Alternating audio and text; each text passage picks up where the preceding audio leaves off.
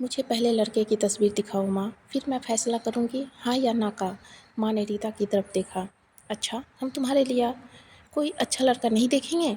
रीता गुस्से से बोली। माँ, बस लड़का देखना है मुझे, उसकी तस्वीर मंगवा ले या लड़के को यहीं बुला लो। माँ ने डांटा।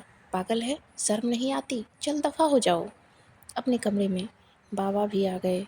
क्यों डांट रही हो मेरी बच्ची को? रीता बाबा के पास गई और जाकर कहने लगी, बाबा मुझे लड़का देखना है।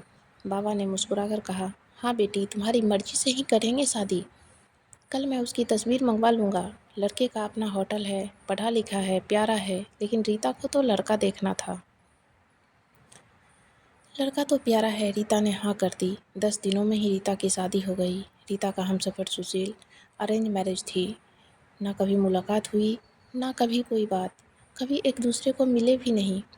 ये ऐसा पवित्र रिश्ता होता है, दो अजनबी एक जान हो जाते हैं, जो कभी ज़िंदगी में मिले भी ना हो, दो पल भर में एक दूसरे की जान बन जाते हैं। पहली रात थी। सुशील कमरे में आया, हाथ में आइसक्रीम पकड़ी हुई रीता नज़रें झुकाए बैठी थी। आइसक्रीम तो रीता की फेवरेट थी। सुशील को नमस्ते की। सुशील पास बैठ गया। सुशील थोड़ा सा शर्माता भी था। आइसक्रीम खाते हुए बोला, जितने पैसे शादी पर खर्च किए, इतने की तो काश मैं आइसक्रीम खा लेता। रीता का घूंघट उठाकर बोला, आप आप खाओगी? पहले तो रीता ने शर्माते हुए मना कर दिया, फिर सुशील ने प्यार से कहा, खाली प्यार बढ़ेगा। रीता को आइसक्रीम दी और खुद भी खाने लगा। रीता सारी आइसक्रीम खा गई। सुशील ने जब पूछा, आइसक्रीम पूरी ख़त्म कर दी? रीता मुस्कुराने लगी, वो तो मैं खा गई। सुशील भी मुस्कुराने लगा, बहुत कंजूस हो आप, पहले कहती नहीं खाती और अब देखो सारी की सारी आइसक्रीम खा गई हो। यह आइसक्रीम 50-50 की थी। रीता सुशील को पहली ही रात इतना तो समझ गई थी कि सुशील दिल का बहुत अच्छा है। रात भर मोहब्बत भरी बातें होती रही।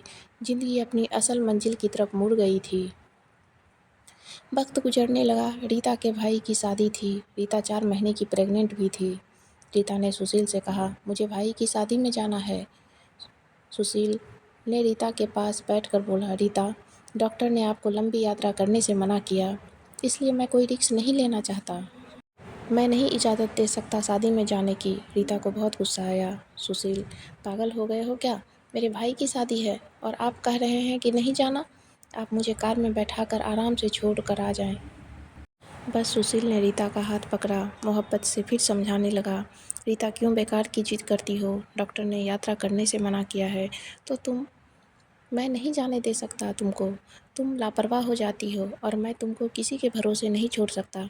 इतना कहकर सुशील कमरे से बाहर चला गया। रीता रोने लगी। रीता ने अपनी माँ को फ़ोन किया। सुशील मना कर रहा है शादी में आने के लिए। माँ ने समझाया, बेटा अगर वो कह रहा है तो मत ही आओ। लेकिन रीता की भाभी और भाई जिद करने लगे, क्यों नहीं आने दे रहा है सुशील हमारी बहन को? वो रात को आए। सुशील भी घर पर था। कहने लगी, मेहंदी है 3 दिन बाद, अमृता को लेने आए हैं। सुशील ने कहा, रीता की तरफ देखा। रीता, मैंने क्या कहा था तुमसे? रीता ने नज़रें झुका ली, कमरे में चली गई। उठकर सुशील को गुस्सा तो बहुत था, लेकिन ये सब्र कर लिया। 1000 रुपये जेब से निकाले, रीता को दिए। ये कुछ पैसे रख लो, बाकी और चाहिए तो ले लेना, मैं आऊँगा कल। रीता बहुत खुश थी। सुशील ने अपने सीने से लगा कर, या रीता को अपना ख्याल रखना रीता। फिर रीता शादी में चली गई।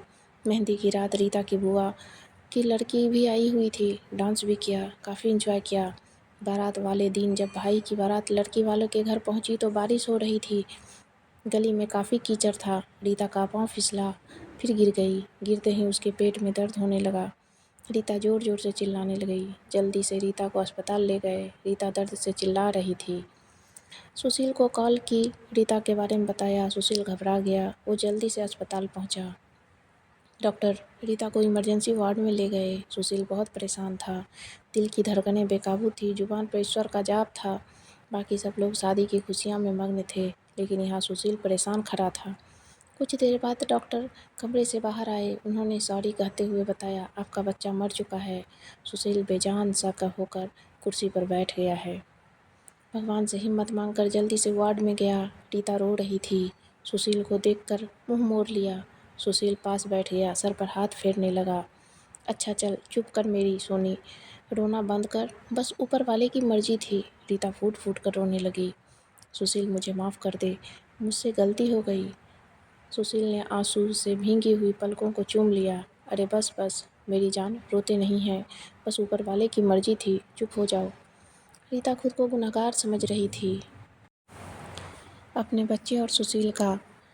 सुशील समझाने लगा, रीता का सर अपनी गोद में रख लिया। चुप हो जाओ मेरी सोनी, रोना मत।